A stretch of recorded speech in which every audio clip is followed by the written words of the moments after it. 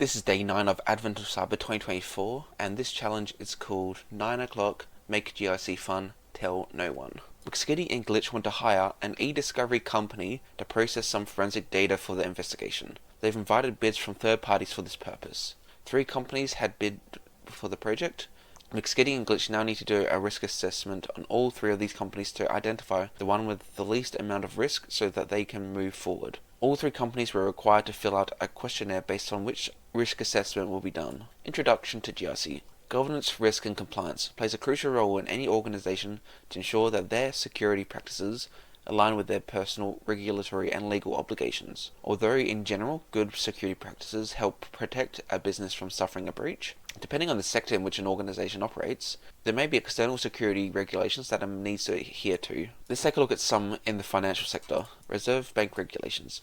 In most countries, banks have to adhere to the security regulations set forth by the country's Reserve Bank. This ensures that each bank adheres to a minimum security level to protect the funds and information of their customers. SWIFT CSP. Banks use the SWIFT network to communicate with each other and send funds. After a massive bank breach resulted in 81 million fraudulent SWIFT transfers, SWIFT created the Customer Security Program, which sets the standard of security for banks to connect to the SWIFT network. Data protection. As banks hold sensitive information about their customers, they have to adhere to the security standards created by the data regulator, usually the Reserve Bank in most countries. When you run a large organization with multiple different teams, how do you stay on top of all these regulations and ensure that good security is applied by all teams? This is where GRC comes in. They play a crucial role in understanding external security standards, translating them into internal standards, and then ensuring that they are applied by all teams to help reduce the organization's risk to an acceptable level. Let's take a quick look at the 3 functions of GRC. Governance.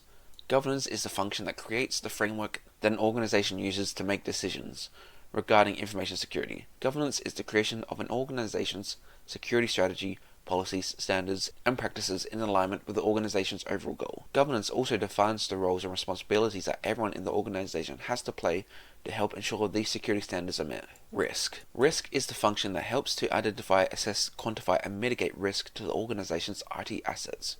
Risk helps the organization understand potential threats and vulnerabilities and the impact that they could have if a threat actor were to execute or exploit them. By simply turning on a computer, an organization has some level of risk of a cyber attack. The risk function is important to help reduce the overall risk to an acceptable level and develop contingency plans in the event of a cyber attack where a risk is realized.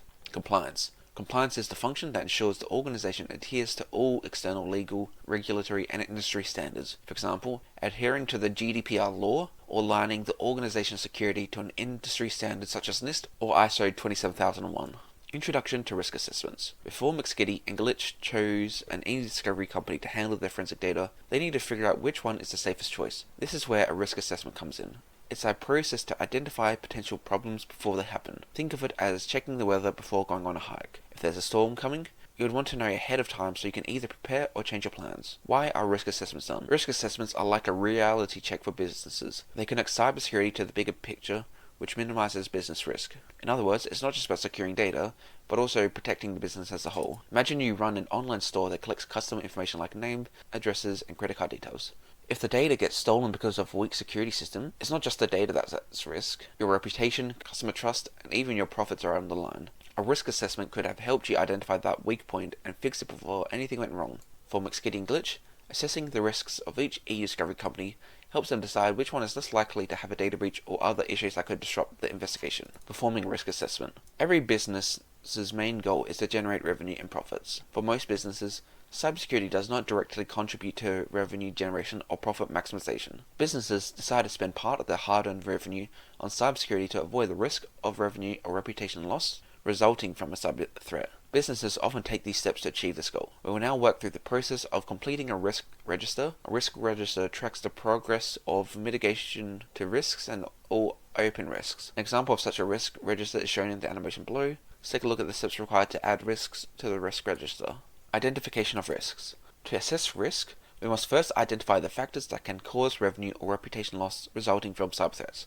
This exercise requires carefully assessing the attack surface of the organization and identifying areas which might be used to harm the organization. Examples of identified risks can be unpatched web server, high-privileged user account without proper security controls, third-party vendor who might be infected by malware connecting to the organization's network, and a system for which support has ended by the vendor and it is still in production. An organization might identify several other risks in addition to these examples. However, in addition to just identifying risks, these risks also need to be quantified. After all, the likelihood of materializing a risk on a cordoned off and isolated server differs greatly from that of a public-facing server hosting a web front-end. Similarly, the impact of a risk materializing on a crown jewel, such as a main database server containing confidential information, differs greatly from that of a development server with dummy data. Assigning likelihood to each risk. To quantify risk, we need to identify how likely or probable it is that the risk will materialize. We can then assign a number to quantify this likelihood. This number is often on a scale of 1 to 5. The exact scale differs from organization to organization and from framework to framework. Likelihood can also be called the probability of materializing of a risk. An example scale for likelihood could be 1. Improbable, so unlikely it might never happen. Remote, very unlikely to happen, but still there is a possibility. Occasional, likely to happen once sometimes. Probable, likely to happen several times. Frequent, likely to happen often and regularly. It might be noticed that while we are trying to quantify the risk, we still don't define exact quantities of what constitutes several times and what constitutes regularly. The reason is that the likelihood for a server which has very high uptime requirements will be different from a server that is used infrequently. Therefore, the likelihood scale will differ from case to case and from asset to asset. On the flip side, we can see that this scale provides us with a very usable scale of differentiating between different probabilities of occurrence of a certain event. Assigning impact to each risk. Once you have identified the risks and the likelihood of a risk, the next step is to quantify the impact this risk's materialization might have on the organization. For example, if there is a public-facing web server that is unpatched and gets breached, what will be the impact on the organization? Different organizations calculate impact in different ways. Some organizations might use CVSS scoring to calculate the impact of risk, others might use their own rating derived from CIA of a certain asset, and others might be based on the severity categorization of the incident. Similar to likelihood, we also quantify impact, often on a scale of 1 to 5. An example scale of impact can be based on the following definitions. Informational, very low impact, almost non-existent. Low, impacting a limited part of one area of the organization's operations with little to no revenue loss. Medium, impacting one part of the organization's operations completely with major revenue loss, impacting several parts of the organization's operations, causing significant revenue loss, and posing an existential threat to the organization. Risk ownership. The last step to performing a risk assessment is to decide what to do with the risks that we have found. We can start by performing some calculations on the risk itself. The simplest calculations take the likelihood of the risk and multiplies it with the impact of the risk to get a score. Some risk registers make use of more advanced rating systems such as DREAD. Assigning scores to the risks help organizations prioritize which risks should be remediated first.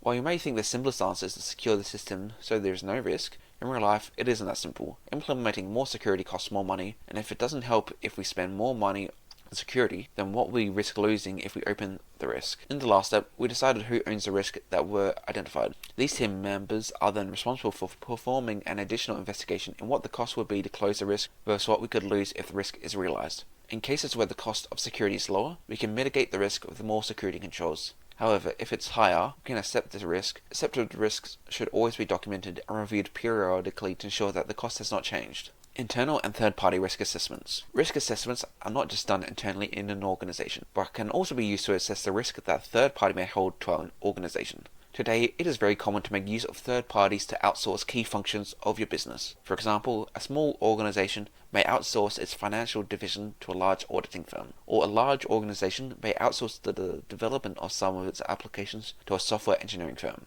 However, this changes the risk as a compromise of the third party, where we may not have full control over their security, could still result in a compromise of our data or sensitive assets. As such, we need to consider the risk third party poses to us. Why do companies do internal risk assessments?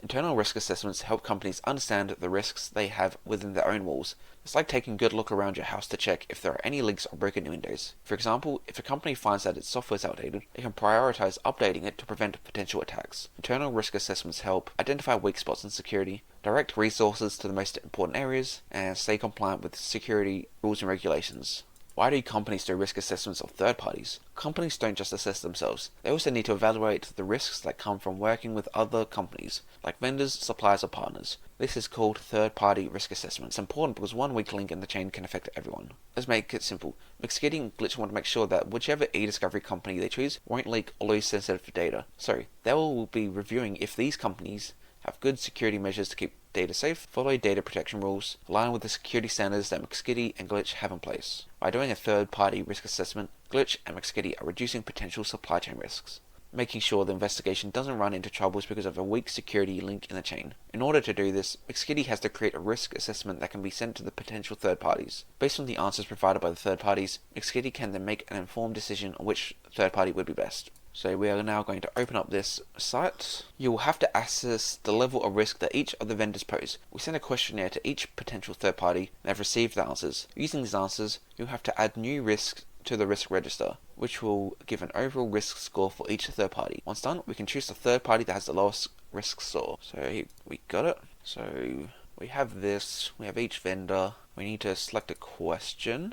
So data in transit and data at rest needs to be encrypted with AES encryption as a requirement for this project. What type of AES encryption does your company use for data in transit and data at rest? So they use none at all. So the impact of this would be us sending them our data and them sending it back or something, and so I think that would be critical because it's our security information which would be sending to them logs, which is very private, and likelihood very likely. So if we go to question 2, what kind of access controls do you have to ensure that data is accessed by only authorized people, but accessed by all people? We'll keep it like that. Now question 3, how long do you keep client data after the case is closed? 1 to 2 weeks. That one seems to be fine, but we'll keep it as that for now. Am I meant to write it in? Okay, so I meant to type. So with no encryption for data at rest and none for data in transit, there's no data can be read by anyone. Okay, apparently I chose one which is too high. Now, very likely for this, we'll do high. Accessed by anyone. Okay, lower risk than expected. Okay, critical. Okay, so that's fine. Now we need to change this one. Higher risk than expected. It's likely to occur, not very likely. Okay, well, it's saying it needs to be adjusted, so switch these around. Okay. Now it's saying perfect. Now for this one, I would say high possible. Data not kept too long. Okay, lower risk than expected is what I gave. Critical likely. Higher than expected. We'll change this back to possible. There we go. So I've completed the assessment of the first one. Question 1. Okay, so they are using encryption for both transit and rest, so keep it low. Data is encrypted. Lower than expected, so we would have to... The impact would still be high, I guess. Yep. Data can be accessed by all people in an organization. Data can be accessed. So I think we did high, very likely. No, it was critical, very likely. That's correct. 1 to 2 weeks. High possible. Not too long. Lower risk than expected. Critical possible. There we go. Now on to the third one. So for data in transit, none for data at rest. So we'll change this to possible and high. Encrypted transit, not at rest. So in transit it's more likely to be accessed than at rest, I'd say, because it's going over networks. But yep, so that was correct. What kind of access controls do you have to ensure that data is accessed by only authorized people? So need to know basis, unlikely and critical. Accessed by authorized. That was correct. And how long do you keep? More than 1 month. Longer duration kept. So this would be likely critical maybe. Indicates lower risk than expected. Okay, so change it to very likely, and that's done. So now let's complete assessment. Okay, well that is that done. So we've got the flag from that. Now let's put it into here for the risk assessment section. It was a flag you received after performing the risk assessment. THM risk managed. And now for the question, what does GRC stand for? Governance, risk, and compliance. And that was correct. So that is all the questions answered. That is day 9 of Advent of Cyber 2024 completed. If you like this video, make sure to like and subscribe.